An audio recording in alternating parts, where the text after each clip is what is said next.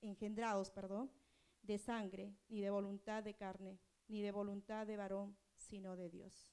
Es palabra de Dios.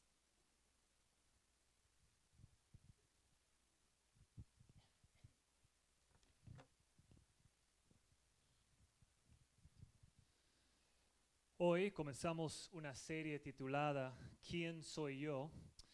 Y lo que queremos hacer durante estos 6 domingos del verano, es decir, comenzando hoy, terminando el segundo domingo del mes de febrero, lo que deseamos hacer es dar una perspectiva cristiana sobre 6 temas o 6 factores que nos afectan profundamente como seres humanos. Y hoy vamos a comenzar con el tema de la duda. Para que sepan, los 6 temas son la duda, la culpa, el temor, la tristeza, el estrés. Espero que lleguen para que no estén ausentes para ese día. Y último, la esperanza. Y hoy nos toca la duda. Ahora quiero comenzar diciendo que la perspectiva cristiana no da una vista condenatoria tocante a las dudas que uno podría tener. Es decir, si tú lees la Biblia de cara a cara, no debes llegar a la conclusión que la Biblia está en contra de las dudas o que la Biblia tiene una perspectiva condenatoria hacia los que dudan. Ahora, hay religiones que funcionan así. Y el cristianismo no se encuentra en esa categoría. Por ejemplo, en el Antiguo Testamento, Dios escogió a un hombre llamado Moisés para que rescatara a su pueblo de la esclavitud en Egipto. Y Moisés fue uno de los hombres más temorosos y más dudosos que Dios pudo haber elegido. Tuvo que animarle en cuanto a sus dudas, diciéndole que su hermano Aarón iba a venir y luego fue. Es decir, Dios no está en contra. Dios no nos trata como que nuestras dudas son necesariamente una falla en el carácter. Por ejemplo, también en el libro de los Jueces encontramos a un hombre que se llama Gedeón. Y Dios llamó a Gedeón para rescatar a su pueblo de los madianitas. Y Gedeón tenía serias dudas. Ahora, en esta historia lo que hay que entender es que Gedeón no vivió en un tiempo en que él mismo había visto las cosas grandes de parte de Dios. Tenía en la historia del pueblo de Israel las historias de las obras grandes de Dios, pero él mismo nunca los había experimentado. Entonces, cuando él comienza a dudar a Dios, su poder, su capacidad, sus propósitos, le pone 2 noches como un tipo de prueba ahí. Le dice: Dios, por favor, voy a poner este vellón de lana aquí. Creo que la primera noche era que quede mojado el vellón y seco la tierra alrededor. Dios lo hizo sin quejarse con Gedeón. La segunda noche hizo lo mismo, pero al revés. El vellón seco, la tierra mojado. Dios, sin quejarse, lo hizo. Y no sentimos en esta historia como que Dios está frustrado con Gedeón. Simplemente vemos que Dios está trabajando con la gente a pesar de sus dudas. Ahora, el apóstol Juan nos cuenta de uno de los 12 discípulos llamado Tomás. Y todos conocemos a Tomás como el que duda, ¿no? El gran dudor ahí. Y Tomás expresa la noche, después de la resurrección de Jesús, él es el que dice: no lo creo, yo no lo creo, y no lo voy a creer hasta que pueda ver en sus manos ahí los huecos ahí donde entraron los clavos, ahí en su costado. Y cuando aparece Jesucristo, le dice: mira, aquí está, mira mis manos. Y otra vez, no sentimos ahí en la historia ahí como que Jesús está frustrado con él o que lo está menospreciando. Simplemente le dice: tú has creído porque has visto. Bienaventurados los que creen que no ven, que no tienen el mismo privilegio ahí. Mi punto sencillo es esto: la Biblia trata de manera seria nuestras dudas. Es decir, el cristianismo no es una religión que cierra la puerta a las dudas. Ahora, quiero que noten otra cosa. Y podemos verlo claramente tanto en el caso de Gedeón como en el caso de Tomás. Y es que la Biblia nunca nos pide que creamos en Dios o en Jesús sin relación alguna con la evidencia. Es decir, no nos pide un tipo de salto de fe, como que la evidencia me apunta en esta dirección, pero yo creo esto. La Biblia no se presenta así. No presenta a Dios así. Es decir, la Biblia no nos llama a creer en la existencia de Dios sin darnos pruebas. Apunta versículo tras versículo lo que hemos cantado toda esta mañana a la creación.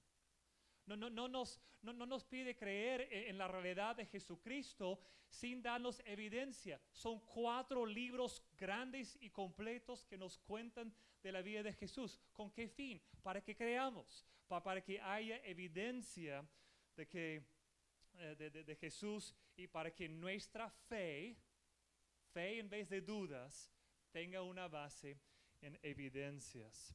Lo que la Biblia hace es que nos llama a creer en Dios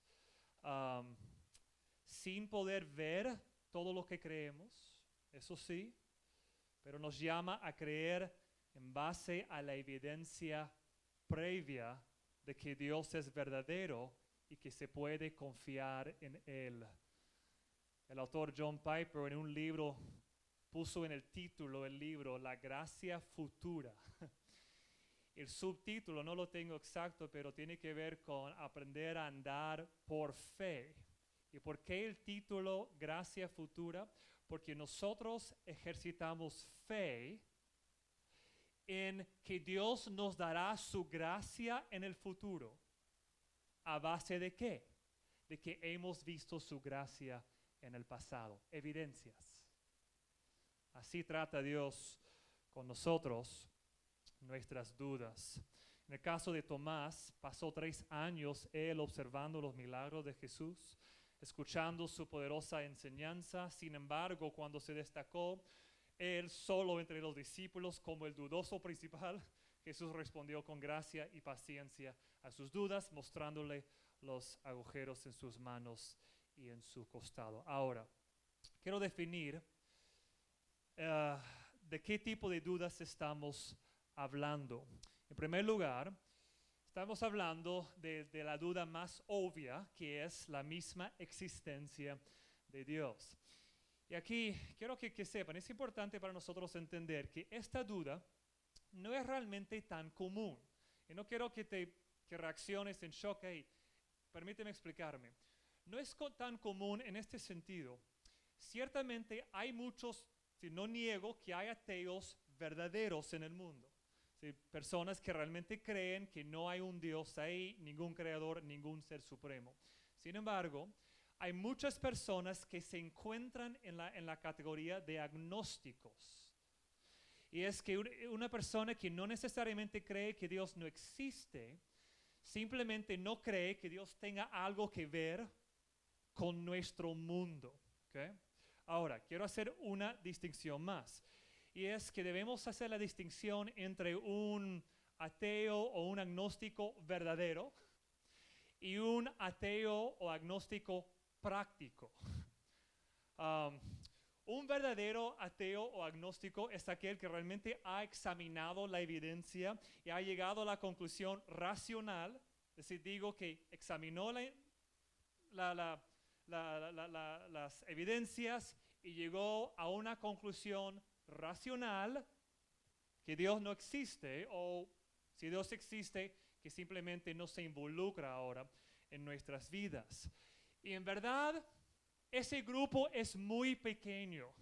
Mira, quizás te crees en ese grupo, pero solo te pido que seas sincero contigo. Mira, si tienes tu PhD en ciencia, ahora te creo, te acepto, ¿ya? Pero son pocas las personas que realmente han hecho bastante investigación y a base de su investigación han llegado a la conclusión por sí mismo que realmente no existe un Dios. Ahora, hay un rubro mucho más grande, que es de lo que yo estoy titulando aquí ateos prácticos. Y un ateo o un agnóstico práctico es alguien que realmente no ha prestado mucha atención a la evidencia, pero ha encontrado que es conveniente ser un agnóstico, o que es moralmente liberador ser ateo.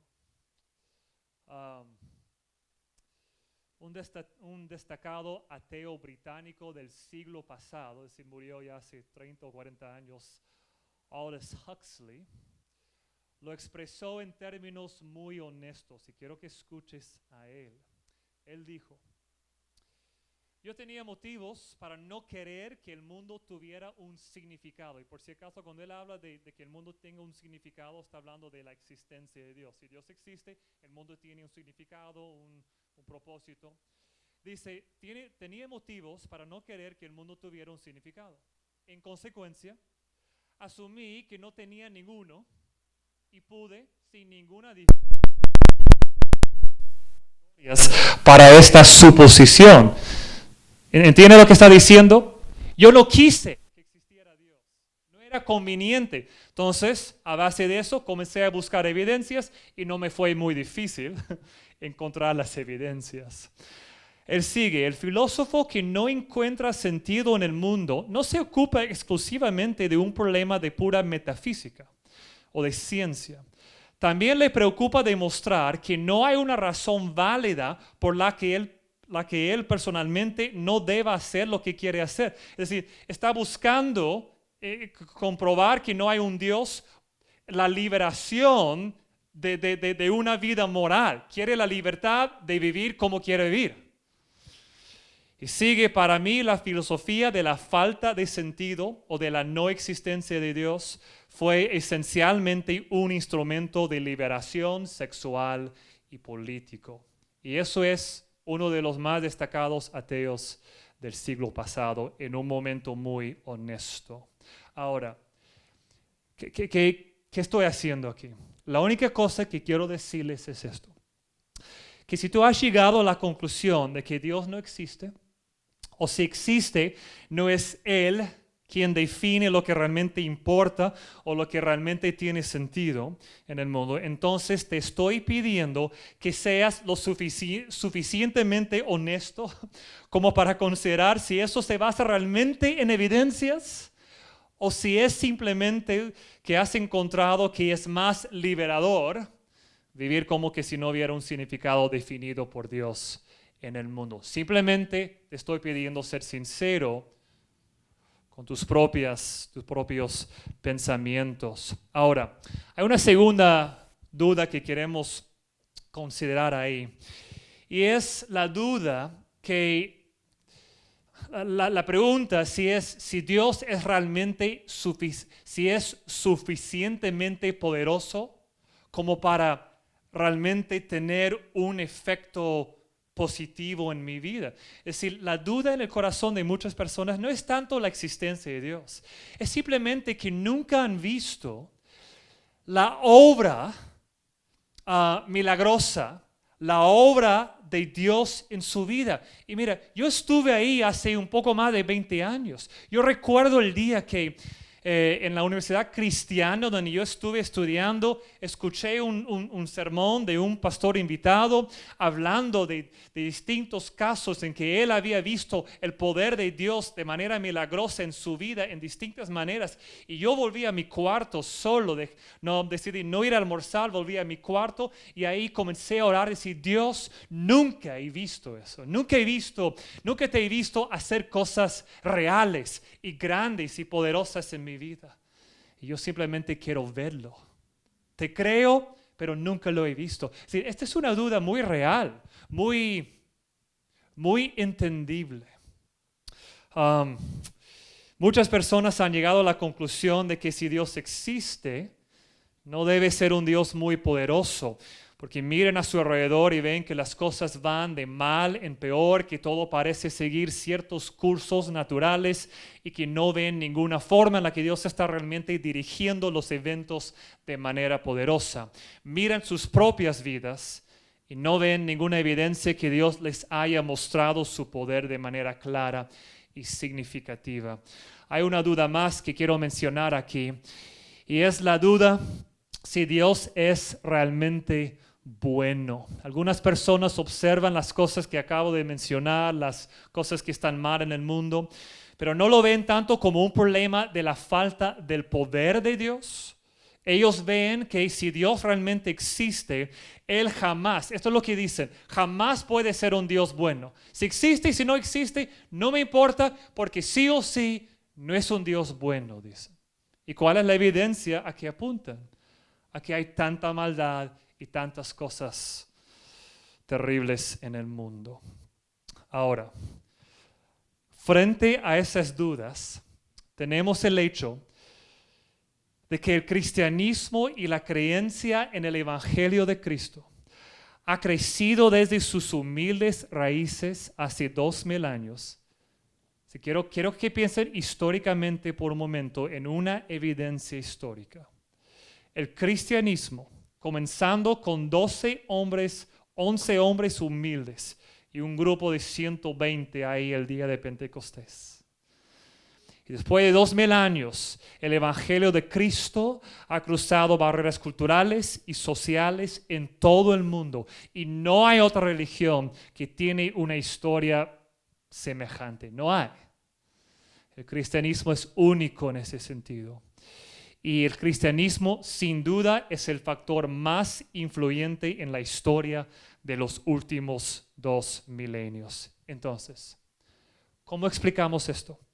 ¿Qué hacemos con Dios? ¿Qué hacemos con Jesús? ¿Qué hacemos con nuestras dudas? ¿Y qué hacemos con el Evangelio de Jesucristo que ha transformado la historia durante 2000 años? La afirmación que la Biblia hace, hoja tras hoja, de principio a fin, es que la respuesta a estas dudas la respuesta a nuestras dudas se encuentra en una relación personal con Jesucristo. Nos apunta a evidencias, pero no nos dice que pueden satisfacer todas nuestras dudas. Nos apuntan a vivir una vida moral, pero a la vez nos dice que no vamos a poder hacerlo. Nos apuntan a una vida eterna, pero nos dice que es todavía por fe, porque no lo vemos todavía. Y nos apunta sobre todo a una persona. Y nos dice que en esa persona, como vimos con el Juan 14:6, que Juan Jesús destacó, encontramos en una persona la respuesta a nuestras dudas. Quiero que lo veas, vamos ahí viendo estas respuestas a estas dudas. La existencia de Dios, y puedo ser breve con cada uno de estos. 1. Es interesante que Juan, y estamos ahora en Juan 1, ya sé que he pasado, pero es a propósito, mucho más tiempo en la introducción y ahora vamos al texto. Es interesante que Juan comienza su evangelio hablando del papel de Jesús en la creación. ¿Dónde comienza Juan? Escribiendo ya después de 50 o 60 años después de haber estado con Jesús en la tierra, comienza con esta descripción de Jesús como nuestro creador. Estoy leyendo aquí los versículos 1 al 3. En el principio era el verbo y el verbo era con Dios y el verbo era Dios. Obviamente entendemos, él está hablando del verbo como Jesucristo ahí. Este era en el principio con Dios. Todas las cosas por Él fueron hechas y sin Él nada de lo que ha sido hecho fue hecho. Aunque hay mucho que podríamos desplegar en estos versículos, simplemente quiero destacar un concepto aquí. Hay solo un concepto que quiero destacar aquí. Y es que la afirmación de Juan es que el Dios que existe eternamente creó el mundo y que no lo dejó solo como algunos creen, En cambio, Él realmente entró a su creación en la persona de Jesucristo. Lo digo otra vez. El Dios que existe creó el mundo, no lo dejó solo, sino que Él realmente entró a su misma creación. Se metió con su creación. Entró a la creación. Tomó una parte en venir a vivir dentro de su propia creación. ¿Y cómo lo hizo? En la persona de Jesucristo. Mira, eso es lo que Juan está explicando. Les dirijo al versículo 10 por un momento, Juan 1:10. Ahí, y mira, sale casi graciosa la manera en que Juan lo pone. Dice, en el mundo estaba y el mundo por él fue hecho. Él estuvo en el mundo, aunque es el mismo creador del mundo, pero el mundo no le conoció. Él hizo el mundo, vino al mundo y el mundo no reconoció que Él hizo el mundo. Jesús, mira, lo que quiero que veas aquí es que la afirmación de la Biblia sobre este mundo en el que vivimos es que Dios lo hizo todo y luego bajó y vivió aquí en la persona de Jesucristo. Y tú dices, ok, pero ¿por qué importa eso? ¿Por qué Juan comienza explicándonos eso y por qué importa?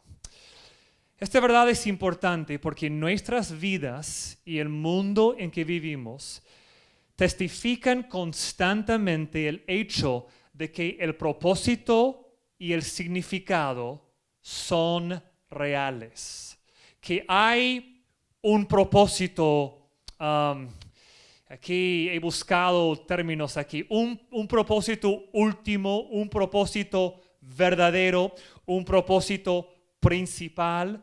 Es decir, vemos en el diseño de la creación y lo que Juan y toda la Biblia testifica es al hecho de que Dios crea el mundo con un diseño, con un propósito, y detrás de ese propósito está Dios, y ese mismo Dios, para cumplir sus propósitos, vino a este mundo a morar entre nosotros para el cumplimiento de sus propósitos. El problema hoy en día es que muchas personas quieren creer, y digo quieren creer porque no han hecho tanta investigación como dije antes, la mayoría, pero quieren creer que no hay un propósito principal en el mundo. ¿Por qué? Porque si no hay un propósito de un Dios, eso nos libera, supuestamente, a encontrar cualquier propósito nuestro, el que yo quiero. Si quiero que el propósito de mi vida sea tal cosa, me dedico a ello. Y el mundo me anima, el mundo de hoy nos anima en la búsqueda de este propósito, haz lo que tú quieras. O es encuentra tu propio destino, encuentra tu propia identidad. Es decir, el mundo nos apunta a encontrar el propósito nuestro y la Biblia nos afirma que Dios, el Creador, ha hecho el diseño con un propósito suyo. Ahora, el problema es que si seguimos el rumbo del mundo, si realmente pensamos de esa manera, si no hay un propósito último, real, principal, si no hay un Dios detrás de eso, en verdad todo lo que hacemos no tiene ningún propósito. Es simplemente un propósito creado por mí, por ti, por cualquier persona. Y mira, intenta explicar eso a dos amantes. Intenta explicar a dos amantes que el amor es solo un fenómeno químico. Porque si no hay propósito principal en el mundo, si el amor nuestro que experimentamos no viene de un Dios que es un Dios lleno de amor, es solo una reacción química. Pero yo no he visto a dos amantes que disfrutan de descubrir su amor como una reacción química. Nadie habla así y nadie cree así. ¿Por qué decimos, te voy a amar para siempre? ¿Por qué ese siempre? Porque creemos que el amor es algo verdadero, es algo real. Pero si no hay un Dios, No hay nada real, no hay nada verdadero. Tu propósito es tuyo, el mío es mío y no hay nada verdadero. ¿Cómo explicamos el coraje de aquellos hombres que dan sus vidas en batalla por la libertad? ¿Cómo explicamos? Yo te dejo de vivir para que otros vivan mejor. Eso no tiene ninguna lógica si son correctos los científicos que nos han dicho que ya no existe Dios. No tiene ningún sentido. Porque si no hay un Dios, hay que disfrutar la vida al máximo y morir, y no hay nada más. Entonces, ¿para qué morir por otra persona? No tiene sentido. Pero en toda la historia del mundo vemos a hombres y mujeres muriendo en el lugar de otras personas. Ese coraje, ese autosacrificio, como vimos en los millones de soldados que murieron para rescatar a los judíos del nazismo ahí. Si hay caso tras caso. Si no hay un Dios, entonces no hay un significado principal de nuestra existencia. Si es el caso, entonces el amor, el coraje, el autosacrificio no son nada más que reacciones químicas.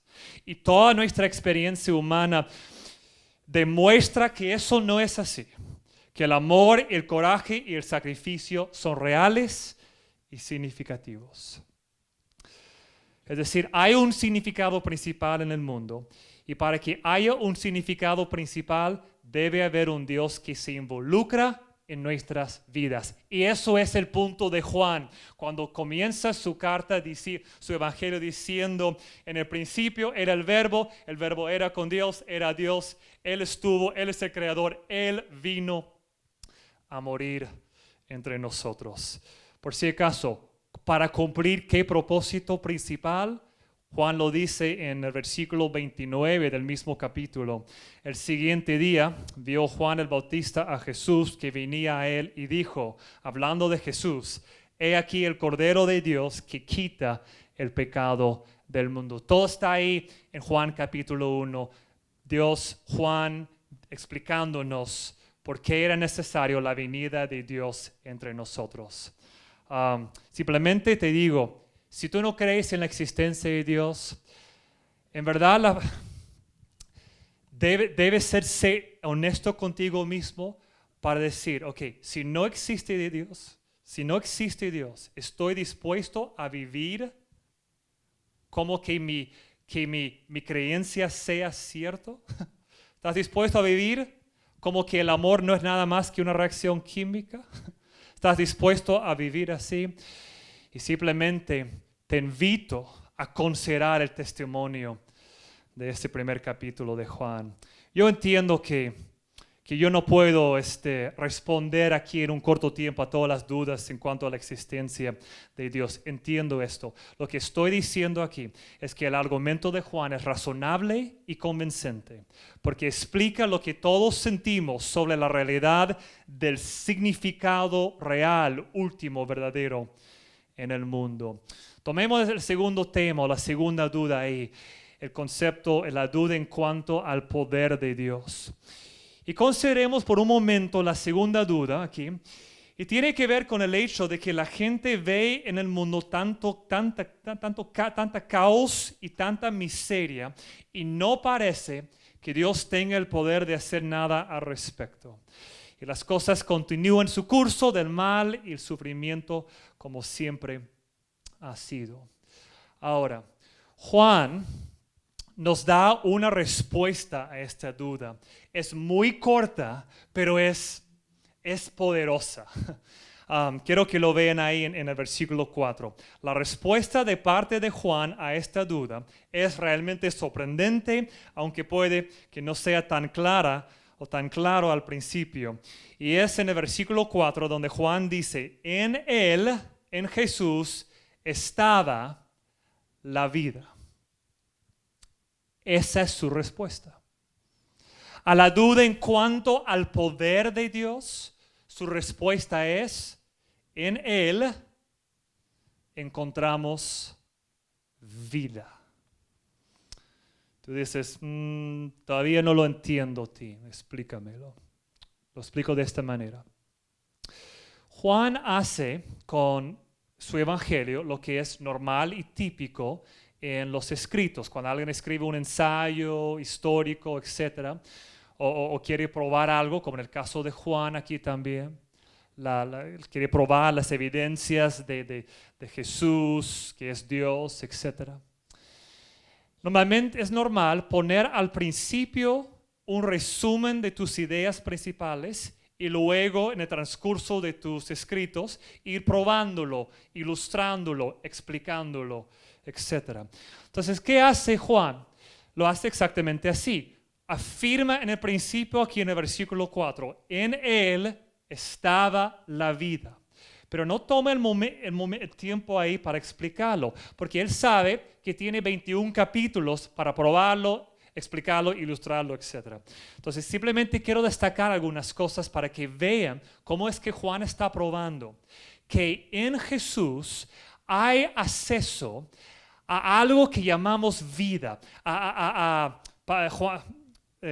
Juan 10:10, Jesús lo expresa así: he venido para que tengan vida y vida en abundancia. Entonces, esa vida en abundancia, Juan lo está ilustrando y describiendo durante todo su evangelio. Por ejemplo, una y otra vez vemos a Jesús sanando a las personas que tenían enfermedades o discapacidades que les habían hecho la vida más totalmente miserable. Entonces, ¿qué hace con esa gente que está viviendo con temas médicos, con temas de su salud que les habían dejado casi sin vida? Y entendemos esa frase. Sí, ya viviendo, pero como deseando morir. En el caso de muchos era así. Pienso en esta mujer que tenía un problema ahí de sangre, 12 años, doctor tras doctor, todos los días miserable. ¿Y qué encuentra en Jesús? Una sanación inmediata y completa. Vida. Sí, Juan nos está mostrando, los evangelistas nos están mostrando que en Cristo hay la capacidad de encontrar vida verdadera, vida abundante. Encontramos a Jesús liberando a la gente de los demonios. Porque que está ilustrando qué cosa, que Cristo tiene el poder de devolver a alguien su vida. Donde hay un demonio en control de la vida de una persona, esa persona ha perdido su vida. Y Dios les rescata de esa esclavitud, dándoles otra vez su vida. Pienso en la mujer samaritana, en Juan capítulo 4. Jesús conoce a una mujer de Samaria que se había casado 5 veces. Y él reconoce que ella ha estado buscando su vida, su identidad, su satisfacción, como quieres ponerlo, es la misma cosa, su vida. Había estado buscando su vida en la búsqueda de la felicidad que ella pensó que el esposo correcto podría darle. ¿Cuántas mujeres se han casado pensando, me he casado con el esposo correcto, con él encontraré lo que estoy buscando en la vida? Y al revés, los hombres buscando lo mismo en una esposa. ¿Y qué encontramos todos? Que es demasiada presión para poner en una persona. Nadie aguanta esa presión. Nadie. Y viene Cristo a esa mujer que ha intentado con 5 esposos y ahora está viviendo con uno que no es su esposo y le dice: estás buscando algo bueno en un lugar incorrecto. Encuéntralo. Encuentra tu vida en mí. Le dice: yo tengo el agua que satisface. Pienso en el joven rico. Un joven que se acercó a Jesús y le dijo que quería seguirlo. Y Jesús captó de inmediato lo que había en el corazón de este joven. El amor por las riquezas. Y le dijo que fuera. Entendiendo su contexto, Jesús le dijo que fuera a vender todas sus posesiones, que distribuyera el dinero a los pobres y luego él podía seguir a Jesús. Y Jesús, conociendo su corazón, le dijo que si hacía esto tendría un tesoro en el cielo. Mira la manera que Jesús responde. Él sabe el amor que tiene para las riquezas y no le confronta tanto con que está haciendo mal. No le responde así. Le habla de riquezas. Le dice: mira, tu búsqueda de riquezas no es en sí una búsqueda mala. El problema es que estás buscando riquezas terrenales. Y yo quiero darte riquezas celestiales. Quiero darte lo que realmente puede satisfacerte. No algo falso, el dinero físico, las riquezas terrenales. Entonces, con todo esto, Lo que quiero que capten es que todos buscamos la vida en algo o en alguien. Creemos que en una determinada carrera nos ofrecerá la vida que hemos estado buscando, o creemos que más dinero nos dará esa vida con la que hemos estado soñando, o bien creemos que esa persona, ella o él, será la clave de nuestra experiencia de vida. Tal vez seas como los fariseos, por ejemplo, que buscaban la vida en el moralismo religioso. No importa cuál es el tema. Buscas tu vida en algo que no sea Jesucristo mismo y encontrarás lo que todo el mundo en algún momento encuentra, que no da, no responde, no satisface, no cumple. Y lo que todos descubrimos en algún momento es que no prometen, no pueden cumplir con la vida, que no tienen el poder de dar esa vida que deseamos. Se desvanecen, decepcionan, mueren, etc. Y lo que Juan afirma es que la vida verdadera, la vida que es eterna, abundante y real, se encuentra solo en Jesucristo. Y esto es lo que el Evangelio de Jesucristo siempre ha proclamado. La verdadera vida se encuentra en Jesucristo. Mira este versículo, Juan 6:40. Y esta es la voluntad del que me ha enviado, que todo aquel que ve al Hijo y cree en Él tenga vida. ¿Qué tipo de vida? Vida que permanece, vida real. Su manera de expresarlo es vida que dura, vida eterna, vida real. Y la evidencia es la resurrección, y lo resucitaré en el día postrero. ¿Qué requiere Dios de ti? Que dejes de buscar tu vida en otras cosas y creer que Jesús te dará la vida que has estado buscando. Y esa vida es Cristo en ti. Los que han estado con nosotros para la serie de Colosenses, debemos tener muy claro ahí, Cristo en nosotros, esperanza de gloria. Eso es. Quiero responder a la última duda y terminaremos. La bondad de Dios, que Dios realmente sea un Dios bueno. Muchas personas creen que si Dios existe, ciertamente no puede ser un Dios bueno. Y la respuesta de Juan a esa duda se encuentra también en los versículos 4 y 5. En él estaba la vida, y la vida era la luz de los hombres. La luz en las tinieblas resplandece, y las tinieblas no prevalecieron contra ella. Ahora hay que entender que la Biblia usa la ilustración de luz como representante de todo lo que es bueno, y la oscuridad como que representa todo lo que es malo. Luz, bueno, bello, perfecto. Oscuridad, todo lo que es feo, malo, inmoral, etc. Y la afirmación que Juan está haciendo acerca de Jesús es que en Él encontramos todo lo que es bueno, correcto y hermoso. Todo lo que es luz, todo lo que brilla como luz. En el mundo lleno de oscuridad de la humanidad pecadora, Jesús es la luz de la bondad verdadera. Mira, considera conmigo la evidencia. Fueron los amigos de Jesús los que universalmente lo declararon sin pecado. Los que vivieron 3 años al costado de Él, que estuvieron con Él de aquí, allá, en esta tentación, en aquella tentación, en este problema, en la falta de esto, en esta dificultad, etc. Son ellos que después comienzan a escribir y proclamar y afirmar que Él vivió sin pecado. Por ejemplo, Pedro dice en su carta, el cual no hizo pecado ni se halló engaño en su boca. Y Pedro estuvo 3 años al costado de este hombre, al costado de Jesús, y llega a la conclusión, nunca, ni una vez pecó. Como me han escuchado decir antes, si quieren conocer algo de mis pecados, solo hay que hablar con mi esposa, la más cercana a mí. Y ella podría contarles tristemente. En el caso de Jesús, no es así. Los más cercanos afirmaron que Él era sin pecado. Juan añada su voz ahí, como el caso de Pedro. Segunda cosa, segunda evidencia, Jesús vivió perfectamente todo lo que enseñó. Es el gran testimonio de los evangelios. Jesús puede decir en Juan 8:29, porque yo hago siempre lo que le agrada. Juan, el que vivió con él, escribe ahí, afirma las palabras de Jesús, que Jesús dijo y era cierto.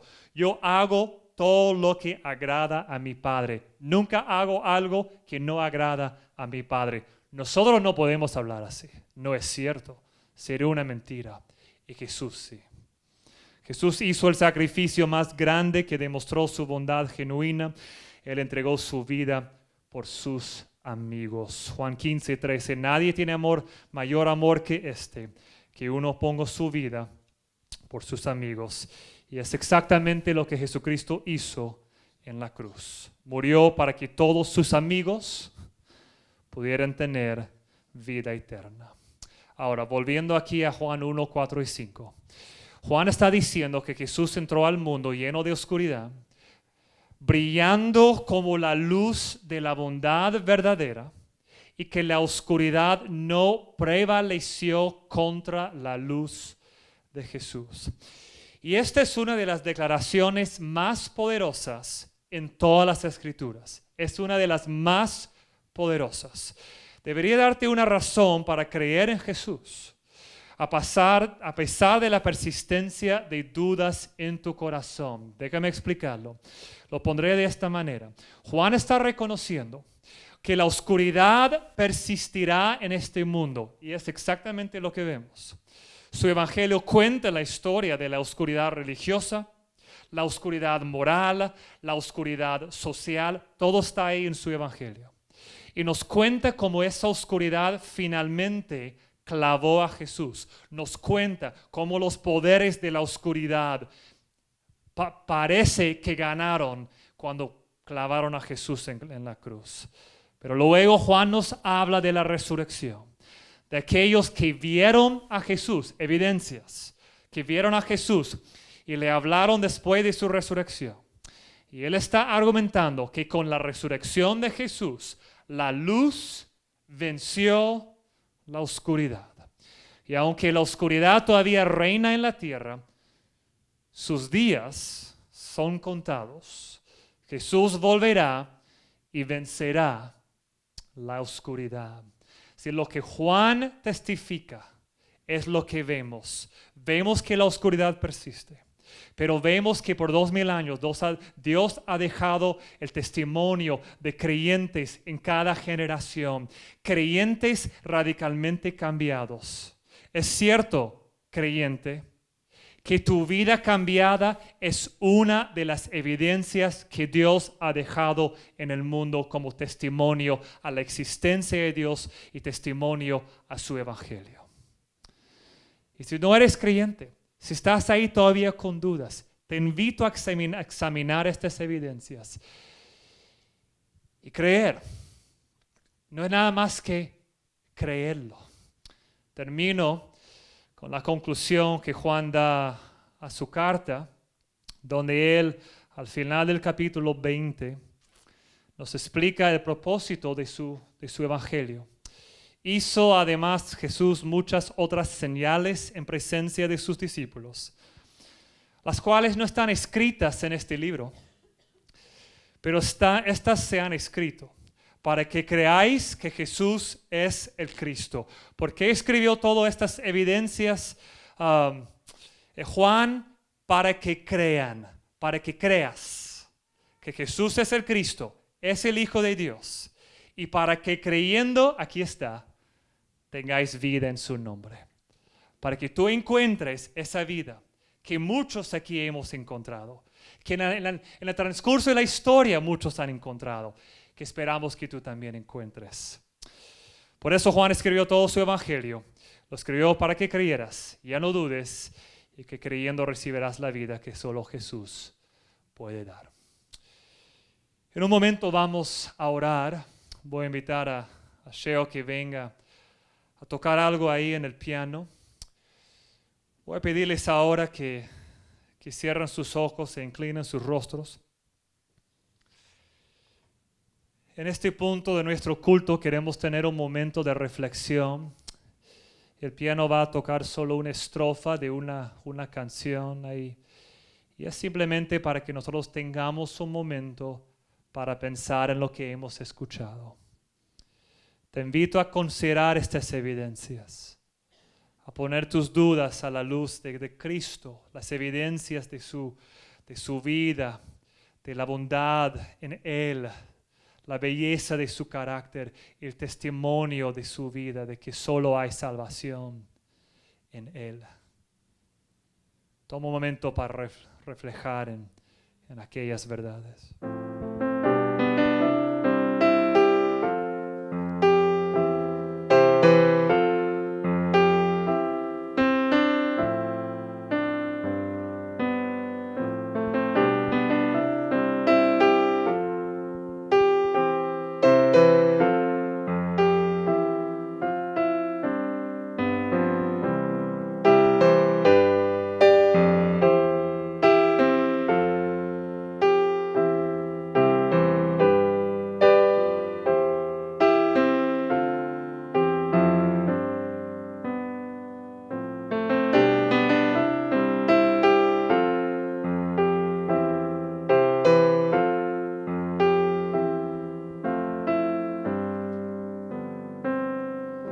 Padre, gracias por Jesucristo y la vida que encontramos en Él. Llénanos de Él y ayuda a cualquiera que podría estar aquí hoy todavía, que no ha llegado a creer para recibir esa vida real, esa vida eterna. Ayúdale, en el nombre de Cristo oro. Amén. Les invito a ponerse de pie y cantar con toda nuestra voz la canción que aprendimos hace un momento. Alaba a Dios la creación, ya la conocen, ya no tienen